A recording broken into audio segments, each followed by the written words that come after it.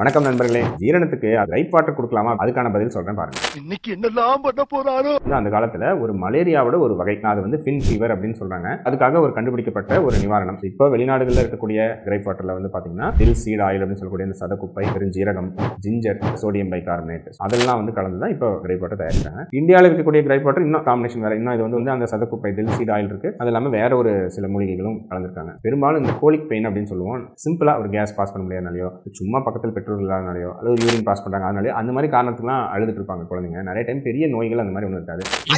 இவருக்கு இதான் வேலை. இதான் நேச்சுரலாகவே நிறைய பேருக்கு இந்த கோலிக் பெயின் செட்டில் ஆயிடும். அதனால உண்மையா இந்த மருந்து போய் அது வந்து சரி பண்ணுதா அப்படிங்கிறது கேள்விக்குறியாவே வந்து நிறைய வைக்கப்பட்டிருக்கு. இது வந்து ஆபத்தா அப்படின்னு கேட்டா, பழைய காம்போசிஷன் ஆல்கஹால்லாம் இருந்ததுனால டெஃபினட்டா சிறு குழந்தைங்களுக்கு கொடுக்கறது ரெக்கமெண்டட் இல்லை. புது காம்பினேஷன்ல வந்து அப்படி ஒன்றும் பிரச்சனையான காம்பனன்ஸ் ஒன்றும் கிடையாது. எப்பயாவது அழுதா கொடுக்கலாமான்னு கேட்டீங்கன்னா ஆபத்துலாம் ஒன்றும் இல்லை. என்ன இது பெரிதாக எங்க சைட்ல இருந்து அது கொடுக்கணும்னு ரெக்கமெண்டேஷன் டாக்டர் சைட்ல இருந்து இல்லை.